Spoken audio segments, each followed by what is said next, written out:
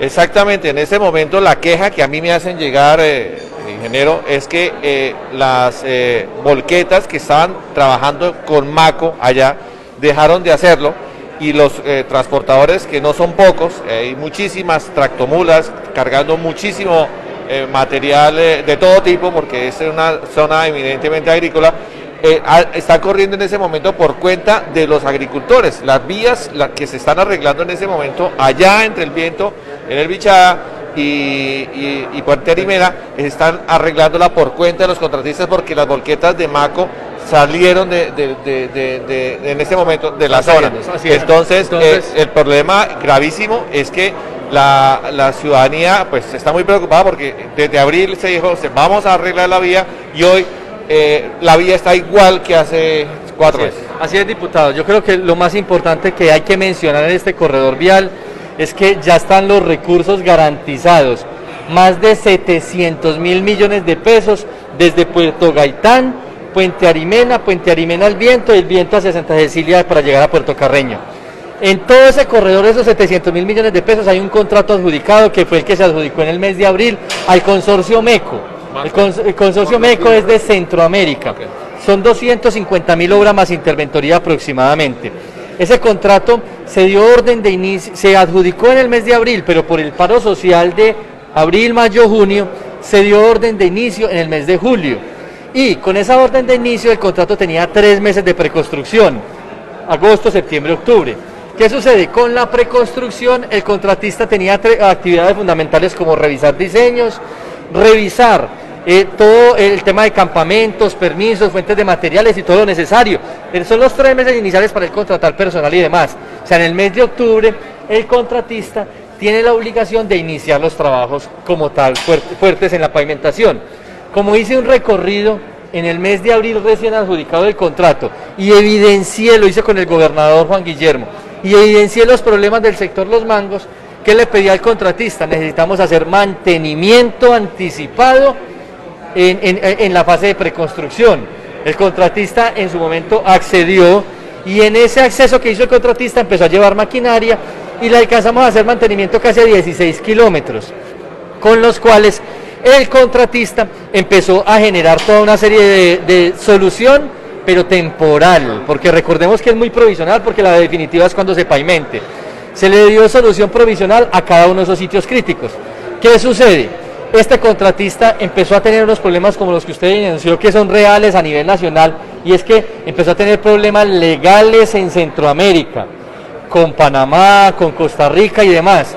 Estos problemas legales todavía no han llegado a Colombia. Pero son casos de corrupción en vías, y eso es lo que preocupa. Entonces, son casos de corrupción en Centroamérica, donde todavía no han llegado a Colombia. Este contratista, muy importante mencionar, que venía desde el gobierno anterior, ejecutando muchos contratos en Colombia, concesiones viales y muchas obras que terminó en Colombia. La carretera, por ejemplo, la primera concesión que se terminó en Colombia de 4ª generación, que fue desde Flandes, Puerto Nariño, Cambao, Honda, Puerto Salgar, esa carretera era de ese contratista, y muchas otras. Entonces, cuando se adjudicaron estos contratos en abril, no se tenía conocimiento de los problemas que tenía este contratista en otras partes. Pero ¿qué es la buena noticia? Y es que cuando nos dimos cuenta de los problemas en Centroamérica, llamamos a los entes de control y empezamos a trabajar de la mano de ellos. Le pusimos los ojos encima a los contratistas. Empezamos a hacer un seguimiento estricto de cada una de las cosas que tenía que hacer para que cumplan estrictamente el contrato, al punto en el que hoy sus problemas en otras regiones todavía no se evidencian acá, pero ya empezaron ellos a ser conscientes de que no podían ejecutar los contratos por la exigencia que tenemos que meterle a la ejecución, y con esto empezó a presentarnos sesiones de contratos. Ya nos se dio un primer contrato, que fue la carretera de la transversal del Carare, Tunja, Moniquirá, Barbosa, Vélez, Landazuri, Cimitarra, Puerto Araujo. Esa carretera en Santander por casi 90.000 millones ya la cedió. Se dio otro contrato, el corredor del Libertador entre el Huila y el Cauca. La transversal del Libertador, que va de Popayán, Totoró, Inzá, La Plata, Neiva.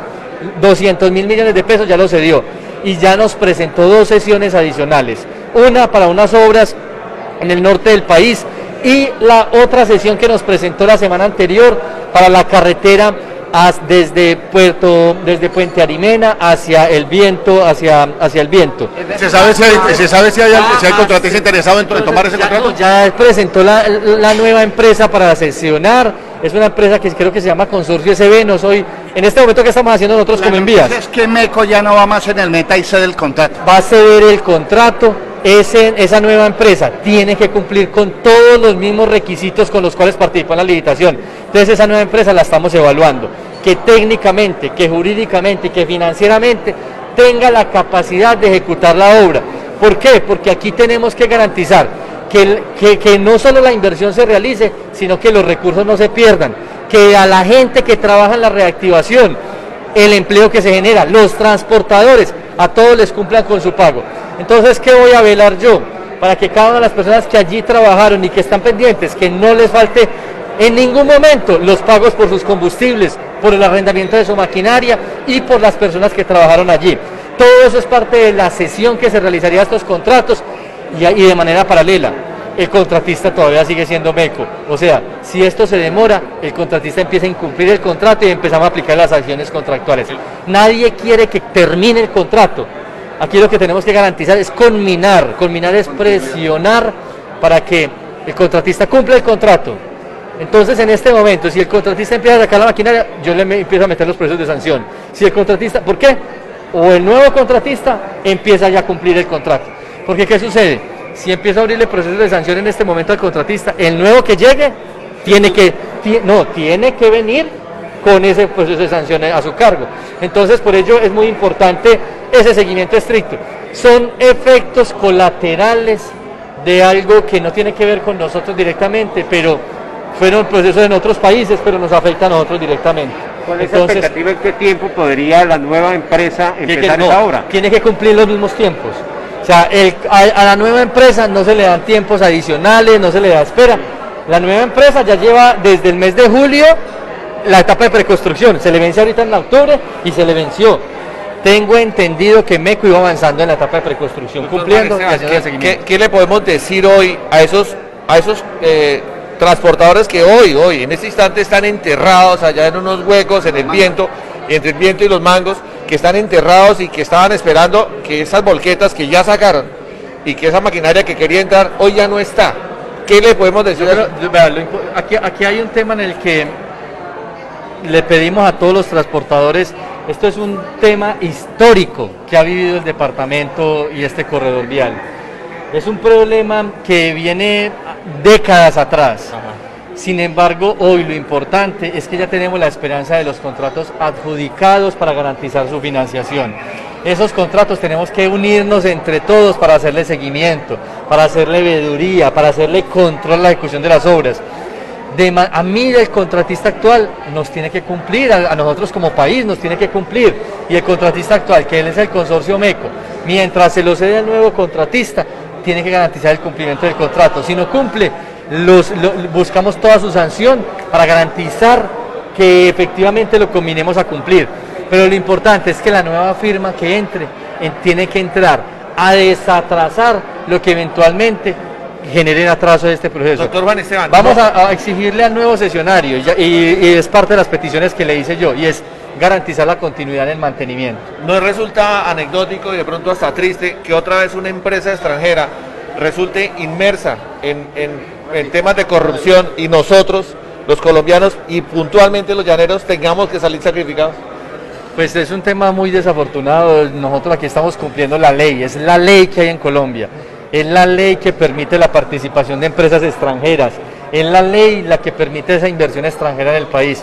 Y de manera, así como tenemos estos casos, tenemos casos exitosos de inversiones extranjeras. Es un tema en el que la ley nos ha llevado a eso, nosotros cumplimos la ley, y en el cumplimiento de la ley lo que tenemos es que garantizar entre todos unidos para que esa plática la invirtamos bien. Yo creo que aquí, gracias a Dios, lo importante, no se le había pagado un peso al contratista.